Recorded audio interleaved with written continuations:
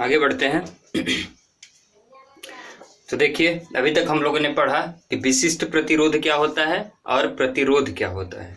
तो आगे बढ़ते हैं। आप देखिए, पावर हाउस से बिजली आ रहा है आपके घर, ठीक। मान लीजिए पावर हाउस से एक तार चला और ये बिजली आता है कहाँ, आपके घर आता है। कैसे आता है? इस तार में बहुत सारे इलेक्ट्रॉन्स हैं, आवेशवाहक हैं। कौन है? इलेक्ट्रॉन्स है। ये इलेक्ट्रॉन्स आपस में कैसे हुए हैं? एकदम संपीड़ित हैं, कंप्रेस्ड हैं, ठीक। एकदम दबे हुए हैं, एकदम कंप्रेस्ड हैं इसमें पूरे तार में। और इस तार को हम फिर अपने घरों तक ले जाते हैं और घरों तक ले जाके फिर पृथ्वी में क्या कर देते हैं, उसको कनेक्ट कर देते हैं, अर्थ कर देते हैं, ठीक। इसको क्या कर देंगे? अर्थ कर देंगे। ये इसमें इलेक्ट्रॉन्स जा क्यों रहा है? धारा का प्रवाह कैसे होता है? तो हमने पढ़ा था कि धारा का प्रवाह हमेशा किधर होता है? उच्च विभव से निम्न विभव की ओर, ठीक। तो इसका मतलब इधर विभव ज्यादा होगा तभी तो ये निम्न विभव की ओर ये फ्लो हो रहा है, क्या? धारा। तो अब जब हम यहाँ पे ये और सब में इलेक्ट्रॉन्स क्या हैं? दबे हुए हैं एकदम, ठीक। इलेक्ट्रॉन्स यहाँ पे दबे हुए हैं। तो अब यहाँ पे हमने बीच रास्ते में क्या किया कि यहाँ पे हमने एक बल्ब कनेक्ट कर दिया। अब जैसे ही आप यहाँ पे बल्ब कनेक्ट किए इस रास्ते में, इस पूरे परिपथ के रास्ते में, तो यहाँ से इलेक्ट्रॉन्स इसमें पूरे थे ही, ऑलरेडी मौजूद थे, कंप्रेस्ड थे। तो ये इलेक्ट्रॉन्स फिर इसके जो इलेक्ट्रॉन्स होंगे उसके साथ टकराएंगे, और जब टकराते हैं उसके इलेक्ट्रॉन्स के साथ, किसके? बल्ब के इलेक्ट्रॉन के साथ, तो टकराएंगे तो बहुत ज्यादा उसमें उष्मा होगा, ताप बढ़ेगा, तापीय चाल बढ़ेगा। और जब तापीय चाल बढ़ेगा तो ये फिर आपका बल्ब जलने लगता है, ठीक। यहां तक बात समझ में आई? अब देखिए, अब इधर क्या किया हमने कि ये वाला जो तार रहता है ये भी पृथ्वी से कनेक्टेड रहता है, अर्थ से ग्राउंडेड रहेगा हमेशा। अब ये क्या है? हमारा पावर हाउस है। पावर हाउस का जो ये वाला तार था ये भी अर्थ से ग्राउंडेड होता है। अब पावर हाउस में तो आपको देखने जाने दिया नहीं जाएगा, लेकिन मैं बता रहा हूं कि ये भी क्या रहता है? ग्राउंडेड रहता है, अर्थ से कनेक्ट रहता है। और हमें पता है कि पृथ्वी का विभवांतर कितना होता है? 0 होता है। तो ये फिर यहां से फिर ऐसे कनेक्ट होता है आपस में। तो ये पूरी देखिए हमारी परिपथ कंप्लीट हो जाती है। यहां से गया ऐसे, अब फिर यहाँ से जो भी आपका कार्य था, जो भी आपको फैन चलाना था, बल्ब जलाना था, आपने उसके रास्ते में ये लगा दिया और ये जल गया। और इसके बाद फिर आप अर्थ से कनेक्ट कर दिए और अर्थ टू अर्थ ये कनेक्टेड है, और ये पूरी हमारी सर्किट क्या हो जाती है? कंप्लीट हो जाती है, ठीक। अब देखिए, अब ये जो इलेक्ट्रॉन्स हैं, क्या ये वास्तव में इलेक्ट्रॉन्स चलते हैं? क्या ये चल रहे हैं? तो आंसर है नहीं। ये इलेक्ट्रॉन्स जो हैं इनको बस धक्के की जरूरत है, हमें धक्का लगाना पड़ता है। ये इलेक्ट्रॉन्स ऑलरेडी मौजूद है पूरे परिपथ में, जहां पे ये पूरे इलेक्ट्रॉन्स यहाँ पे मौजूद हैं, कंप्रेस्ड हैं। तो हमें जरूरत क्या है? जैसे ही हम बटन स्टार्ट करते हैं अपने स्विच का, तो ये क्या करता है? ये धक्का देता है उन इलेक्ट्रॉन्स को। तो जैसे ही वो धक्का, एक जोर का धक्का उनको लगता है तो ये तुरंत कार्य करना स्टार्ट कर देते हैं। तो यहाँ पावर हाउस से धक्का कौन देता है? ये हमारा है यहाँ पे पावर हाउस। तो पावर हाउस से यहाँ पे फिर जनरेटर लगा होता है। क्या लगा रहेगा? जनरेटर लगा रहेगा। जब हम जनरेटर को स्टार्ट करते हैं तो वो धक्का देने के काम करता है, किसको? इलेक्ट्रॉनों को। क्या करेगा ये जनरेटर? धक्का देगा, किसको? इलेक्ट्रॉनों को। और फिर आपकी बल्ब जल जाती है। 100 किलोमीटर दूर से आपके घरों तक तार आया होगा, और 100 किलोमीटर दूर से आपके घरों तक तार आया है, इसके बाद भी आप जब बटन को ऑन करते हैं तो तुरंत जल जाता है बल्ब। तो ऐसा क्यों? क्या टाइम नहीं लगता है? तो आंसर है कि टाइम लगता है।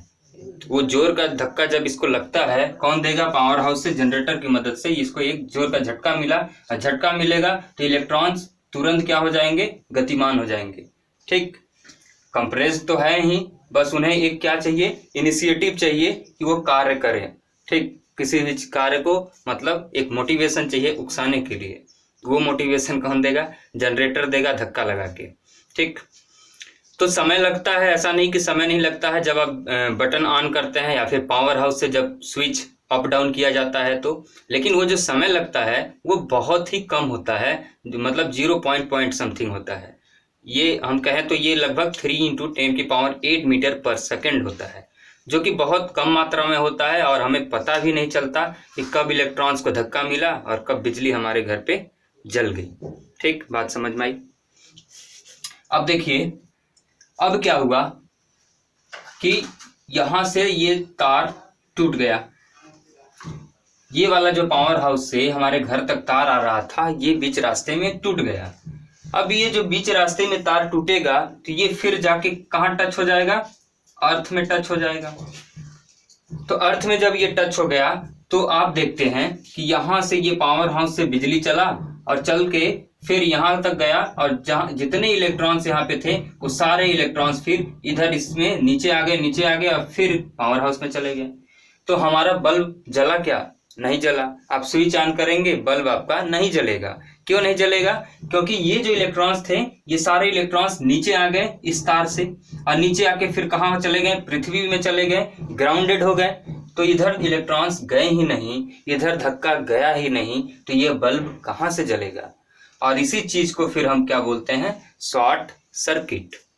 परसों आंधी चली, और आंधी चली तो बिजली यानी इलेक्ट्रीशियन ने कहा कि तार टूट गया है, टूट के नीचे गिर गया है, शॉर्ट सर्किट हो गया है। तो शॉर्ट सर्किट का मतलब यही होता है कि ये तार टूट के क्या हो गया? ग्राउंडेड हो गया, अर्थ में चला गया। इसके जो भी इलेक्ट्रॉन्स थे ये पूरा फिर अर्थ में ऐसे घूम के यहाँ फिर वापस आ जा रहे हैं, इधर जा ही नहीं रहे हैं। ठीक, तो इससे बचने के लिए हम क्या करते हैं कि अब ये तार क्योंकि लंबा है, दूर हमें ले आना है, तो हम बीच बीच में क्या लगाते हैं? पोल लगाते हैं ना। ये क्या है? हमारा पोल है। अब मान लीजिए वो पोल लोहे का है, तो लोहा तो एक चालक है, तो लोहे से वो इलेक्ट्रॉन्स नीचे आ जाएंगे। तो इलेक्ट्रॉन्स नीचे आ जाएंगे तो हमारी बिजली इधर जाएगी क्या? नहीं जाएगी। तो इसलिए हम फिर पोल के ऊपर क्या लगाते हैं? काले रंग के ऐसे, आप देखे होंगे काले रंग के ऐसे पत्थर लगे होते हैं। और ये जो काले रंग के पत्थर लगे होते हैं पोल के ऊपर, ये कैसे होते हैं? अचालक होते हैं, यानी इंसुलेटर होते हैं। इंसुलेटर होते हैं, इसका मतलब इनका क्या काम है कि प्रतिरोध को बढ़ा देना और वैद्युत धारा के प्रवाह को 0 कर देना। ये इतना ज्यादा प्रतिरोध को बढ़ा देगा। अगर आपको इसको I को 0 करना है, I हमने पढ़ा था R बराबर कितना? V/I। तो I बराबर कितना हो जाएगा? V/R। ठीक, तो आप क्या चाहते हैं कि यहां से जो भी प्रतिरोध जा रहा है बीच रास्ते में, ये कहीं ये बटे ना, ये पोल के नीचे ना आए, पोल से होते हुए अर्थ में ना आए। तो कुल मिला के आप I को 0 कर रहे हैं। आप चाहते हैं कि ये धारा जो जा रहा है इधर ना आए। तो जब आप I को 0 करना चाह रहे हैं तो R को क्या करना पड़ेगा? बहुत ज्यादा बढ़ाना पड़ेगा। तो जब आप बहुत ज्यादा R को बढ़ा देंगे तो I हमें कम हो जाएगा, तो ये फिर पोल से नीचे नहीं आएंगे इसके इलेक्ट्रॉन्स, और बिजली आप जहां ले जाना चाहते हैं, बल्ब जलाना चाहते हैं, वो वहां तक जाके जलेगा। तो कहने का मतलब ये है हमारा कि ये जो प्रतिरोध है ये किसकी विशेषता है? प्रतिरोध अचालक की विशेषता है। अचालक की विशेषता है। ठीक, कोई अचालक है, जितना ही अच्छा चालक होगा, जितना आप इंसुलेटर बढ़ाते जाएंगे प्रतिरोध बढ़ता चला जाएगा। पत्थर आपने इतना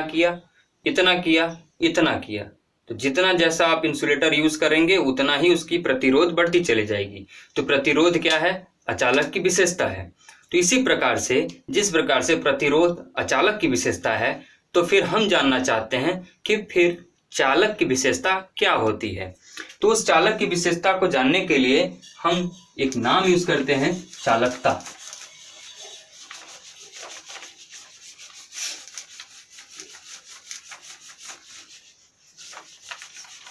चालक की विशेषता को जानने के लिए हम क्या नाम यूज करेंगे? चालकता। ठीक, ये किसकी विशेषता है? यह चालक की विशेषता है। कि कौन सी? चालकता। तो चालकता को हम G से डिनोट करते हैं और इसका फार्मूला होता है 1/R। जितना प्रतिरोध कम होगा उतना ही चालकता उस धातु की या फिर उस चालक की अच्छी होगी। ठीक, तो अगर आप इसके यूनिट की अगर बात करेंगे तो इसका यूनिट कितना हो जाएगा, इसका यूनिट हो जाएगा एसआई मात्रक किसका, चालकता का। एसआई मात्रक हो जाएगा 1/r का मात्रक होता है ओम। जब ये ऊपर जाएगा तो इसका मात्रक बनेगा ओम मीटर, ओम पर ओम, सॉरी मीटर नहीं होगा, पर ओम हो जाएगा। ठीक, तो ये था चालकता। तो फिर अचालकता के, अरे विशिष्ट चालकता क्या होगा, विशिष्ट चालकता। ठीक, तो विशिष्ट चालकता क्या होता है, इसको हम सिग्मा से डिनोट करते हैं और ये हो जाएगा आपका 1/, प्रतिरोधकता, प्रतिरोधकता। तो आप इसका परिभाषा बना सकते हैं कि किसी भी चालक का विशिष्ट चालकता उस चालक के प्रतिरोधकता के व्युत्क्रमानुपाती होता है। मतलब एक लाइन में बोले तो ये जो विशिष्ट चालकता होता है ये व्युत्क्रम होता है, किसके व्युत्क्रम होता है, प्रतिरोधकता के। ठीक, तो आप परिभाषा बना लीजिएगा। तो 1/, प्रतिरोधकता को हम रो से डिनोट करते हैं। तो ये है फार्मूला किसका, विशिष्ट चालकता का। अगर आप इसके एसआई मात्रक की बात करेंगे तो क्या बनेगा, 1/, इसका मात्रक क्या होता है, ओम मीटर, ओम मीटर। जब ये ऊपर जाएंगे तो ये कितना बनाएगा, पर ओम पर मीटर। ये मात्रक बनेगा इसका किसका, विशिष्ट चालकता का। बात यहां तक समझ में आई। अब देखिए इसमें इस पार्ट से कुछ न्यूमेरिकल्स भी पूछ लिए जाते हैं। तो न्यूमेरिकल्स में आपको क्या पूछा जाता है,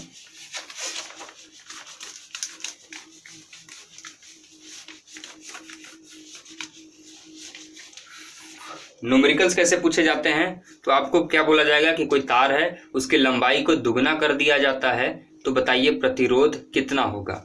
ठीक, किसी तार की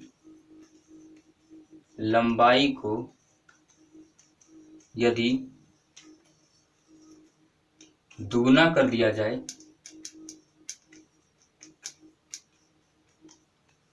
किसी तार की लंबाई को दुगना कर दिया जाए तो प्रतिरोध क्या होगा।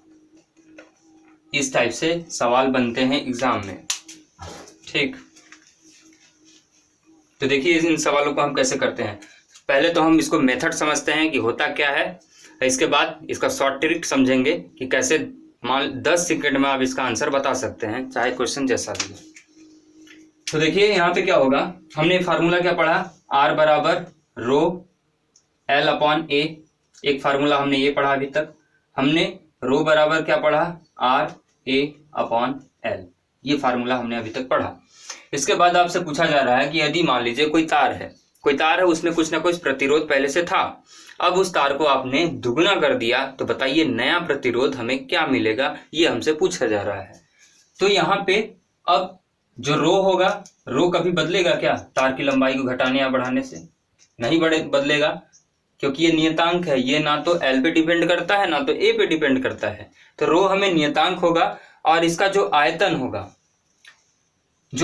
होगा किसका, धातु का या फिर चालक का, वो भी क्या होगा, नियतांक होगा। आयतन कब बदलता है, जब आप उस धातु के मटेरियल्स को बदलेंगे। मटेरियल्स को नहीं बदल रहे हैं तो ये नहीं बदलेगा, ये नियतांक रहेगा। बदलेगा क्या, L एंड A बदलेगा। L क्या है, लंबाई है तार का, और A क्या है, उसका अनुप्रस्थ काट क्षेत्रफल है। तो देखिए अगर ये V नहीं बदल रहा है तो V1 कितना हो जाएगा, A1 इंटू L1, और V2 कितना हो जाएगा, A2 into L2। A2 L2 ये क्या हम कर रहे हैं, ये वॉल्यूम का फार्मूला होता है। ठीक, क्षेत्रफल गुणे लंबाई, क्षेत्रफल यानी हाइट, लेंथ, विड्थ, ऊंचाई और चौड़ाई और लंबाई, तो उस फार्मूले से ऐसा वॉल्यूम निकालते हैं। ठीक, तो अगर ये दोनों नियतांक हैं तो इसका मतलब A1 L1 बराबर है किसके, A2 L2 के। तो A1/A2 कर लेंगे, इधर आ जाएगा, और इधर क्या बनेगा, L2 AL1 जाएगा नीचे। ये हम इक्वेशन मान लेते हैं नंबर 1। ठीक, अब हमारे पास क्या है, एक तो पहले से R1 होगा, उसका वैल्यू हो जाएगा रो L1/A1, और जब हम R2 निकालेंगे तो ये कितना होगा, रो L2/, ये रो नियतांक है इसलिए हम 1 2 यहाँ नहीं लिख रहे हैं, L2/A2 हो जाएगा। ठीक, अब हमें R2 को निकालना है, तो R2 निकालना है तो यहाँ पे आपको करना पड़ेगा R2/R1। R2/R1 जब करेंगे तो R2 की वैल्यू आप लिखेंगे रो L2/A2। ठीक, और ये कितना हो जाएगा रो L1/A1। तो यहां से देखिए ये रो क्या हो जाएगा, कैंसिल हो जाएगा। ठीक, तो ये बचेगा क्या, ये चीज ऊपर जाएगी तो ये बन जाएगा आपका L2/L1 A1 ये नीचे चला जाएगा तो ये बनेगा A2। ठीक, अब हमें हमारे पास क्या क्या दिया था, तार की लंबाई को यदि दुगना कर दिया जाता है तो तार की लंबाई यदि पहले कुछ थी तो अगर हमें जो L2 मिलेगा, हम दुगना कर रहे हैं तो ये तार की लंबाई हमें क्या मिलेगा 2L1। पहले तार की लंबाई L1 थी तो हमें नया लंबाई क्या मिले 2L1, इसको हम दुगना कर रहे हैं।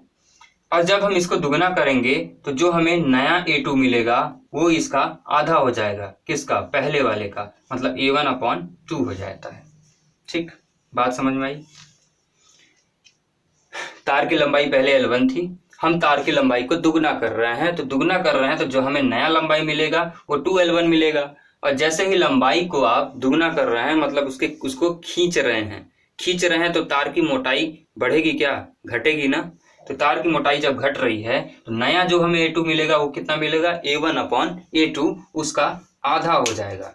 तो ये वैल्यू आप यहाँ पे पुट कर दीजिए, L2/2L1/L1 A1 जैसा है वैसा, और A2 हमारे पास कितना है A1/2। तो ये A1 कैंसिल, L1 कैंसिल, तो ये आ जाएगा 2 × 2 = 4। तो इस प्रकार से R2/R1 हो जाएगा 4, और जब आप नया रेजिस्टेंस यानी R2 की बात निकाल रहे थे तो ये हो जाएगा आपका 4R1। तो इस टाइप से हम निकालते हैं कोई भी नया प्रतिरोध। अब देखिए अगर ये सवाल कंपटीशन में आता है तो ये तो था जनरल मेथड जो हमें पता रहना चाहिए प्रोसेस की कैसे निकालते हैं। अगर ये सवाल कंपटीशन में आता है तो कंपटीशन के लिए आपके पास इतना समय नहीं रहेगा कि आप ये सारी चीजें करेंगे। उसके लिए फिर हम एक छोटा सा फार्मूला याद कर लेते हैं, सामान्य सूत्र, जो कि एक शॉर्ट ट्रिक है। उसकी मदद से हम किसी भी चीज का कितना भी वो दुगना करे, बढ़ाए या घटाए, हम तुरंत 10 सेकंड के अंदर निकाल सकते हैं। तो इसी का एक जनरल फार्मूला है जो बहुत इंपॉर्टेंट है, आप इसको याद कर लेंगे। R2 = N² R1। ये क्या है, शॉर्ट ट्रिक है। शॉर्ट ट्रिक है क्या निकालने के लिए, नया प्रतिरोध। तो कैसे करेंगे इस शॉर्ट ट्रिक को अप्लाई, तो देखिए यहाँ पे तार की लंबाई को दुगना किया जा रहा है। तार की लंबाई दुगना यानी N का वैल्यू 2, N का वैल्यू 2, 2 2 4, तो यानी नया प्रतिरोध कितना मिलेगा 4R1। देखिए 1 सेकंड में। अब मैं आपसे बोलता हूं कि तार की लंबाई को मैं 3 गुना कर दिया तो नया प्रतिरोध क्या मिलेगा। 3 गुना आप जैसे करेंगे तो नया प्रतिरोध कितना मिलेगा, पहले वाले प्रतिरोध का 3 का स्क्वायर 9 गुना मिलेगा। अब मैं आपसे बोलता हूं कि हमने तार को लंबाई को 4 गुना कर दिया तो नया प्रतिरोध क्या मिलेगा, तो 4² × R1। तो 4 गुना आप जब करेंगे तो पहले वाले प्रतिरोध का नया प्रतिरोध क्या होगा 16 गुना हो जाएगा, 16 × R1। 5 गुना करते हैं तो 25 गुना हो जाएगा, 6 गुना करेंगे तो 36 गुना पहले वाले प्रतिरोध का हो जाएगा। ठीक, इस टाइप से आप एक तुरंत कर सकते हैं आंसर। और ज्यादा आपसे एग्जाम में क्या पूछ सकता है, आपसे बोलेगा कि कोई तार है जिसका प्रतिरोध 10 ओम है, कोई तार है इसका प्रतिरोध यानी R1 10 ओम है, तो मैं यदि तार की लंबाई को 4 गुना कर दे रहा हूं तो आप बताइए कि नया प्रतिरोध क्या होगा। अगर वो 4 गुना कर रहा है तो N का वैल्यू हम कितना लिखेंगे 4 का स्क्वायर होता है 16, और R1 हमें दिया था 10 ओम, तो R1 से उसको मल्टीप्लाई कर देंगे तो ये 16 × 10 कितना हो जाएगा 160 ओम। बस कितना आसान है। तो इस टाइप से ये सवाल बनते हैं, देख लीजिएगा, प्रैक्टिस कर लीजिएगा सवालों का। तो इसी के साथ इस क्लास को समाप्त करते हैं। धन्यवाद।